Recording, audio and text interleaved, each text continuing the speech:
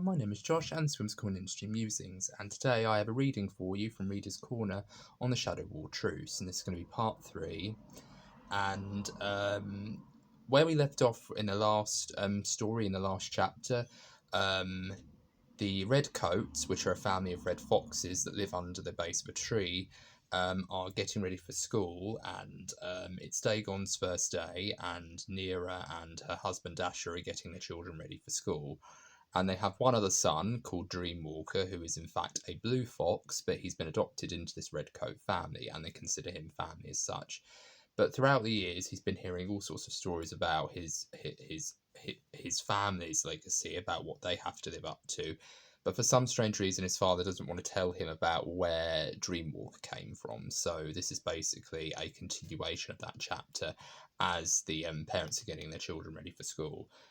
Dreamwalker's the oldest. He's sort of in his sort of teen years, pre-teen years, sort of early teen years, and Dagon's sort of at that age where he's just starting school. He's very excited. He's very hyper. He's very enthusiastic. He's very interested to share his history of his family with his friends and the people at his school.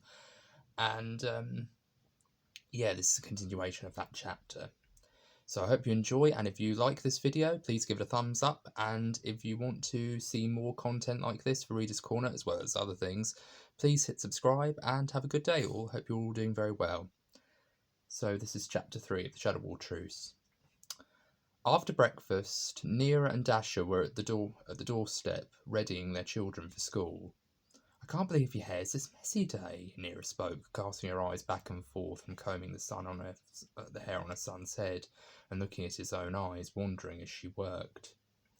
"Ouch," Dagon said, wincing. Neera paused too tightly on the quiver of orange fur upon his head. "Sorry, my love. Look, that's all I'm going to do for now, but don't really pause through it, okay?"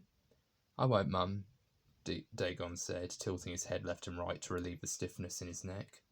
"Love you lots. Have an amazing first day and tell me all about it when you get home, okay?" "Love you too, Mum. Will do." Dagon then turned as if to leave with a knowing smirk on his face. Neera cleared her throat. Ahem, amusement and pretended dismay in her tone. "Well, don't I get a hug? I only carried you as a cub after all." Dagon's shoulders dropped as he went about facing her again. "Come on." Both were smiling as Dagon disappeared into his mother's arms. Dasher was with Dreamwalker, adjusting his clothes as no words passed between them. After a moment, Dreamwalker was the first to break the stillness, adjusting his voice as he made to look his father in the eyes. "Look, Dad, I'm sorry about what I said earlier. I shouldn't have challenged you like that." Dasher sighed. "Look, I'm not going to go over it again, Dreamwalker. Being feral, it's not a laughing matter. When that kind of fire starts, it's difficult to put out." Dreamwalker opened his mouth to ready a response, only to be cut short. "It steals your innocence away is what it does first. And then—" Dasher stopped himself then, having lowered his face, his voice lingering on the words "and then," like he was building himself up to make a harsh comment. "And then you just hope the people around you care about you enough to make the right decision." Dreamwalker cleared his throat, the cruel tweed of his uniform making his fingers sticky with sweat. "I don't want to frighten you, but that's the truth of it." The shadow of guilt crossed Dreamwalker's face like a fresh bruise as his collar was properly fitted. "If it's any consolation to you, I grew up without knowing my real family too. My father, at least. The last I saw of my mother was her panting heavily and the sound of dogs barking as she carried my brother and I to safety." Dasher paused as his voice became heavy once more. "Anyway, now look at me. You and Dagon have a good day at school and look after each other.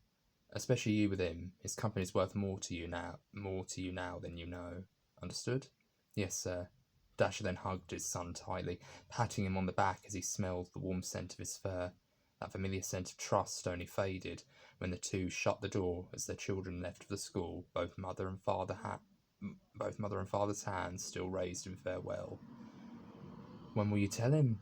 Neera asked, not meeting her husband's eyes, but knowing his concern through the feeling of his touch. "Soon." So that's chapter 1 of the Shadow-Wall Truce. I hope you guys all enjoyed, and let me remind you, if you like this video, please give it a thumbs up, and if you want to see more of this content like this as well as other things, please consider subscribing, and I hope you're all having a very good day. This has been Joshua Whimsical School and Industry Musings. Take care, bye-bye for now. Also, I want to mention there's a lot of interesting things coming on my channel.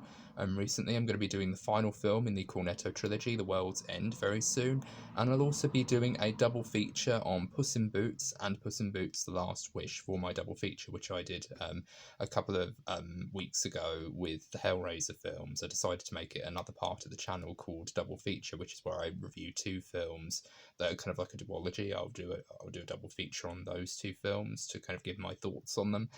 And I hope you're all having a very good day. If you like this video, please give it a thumbs up and be sure to subscribe for more if you're interested. And I hope you're all having a very good day. This has been Joshua from School Industry Musings.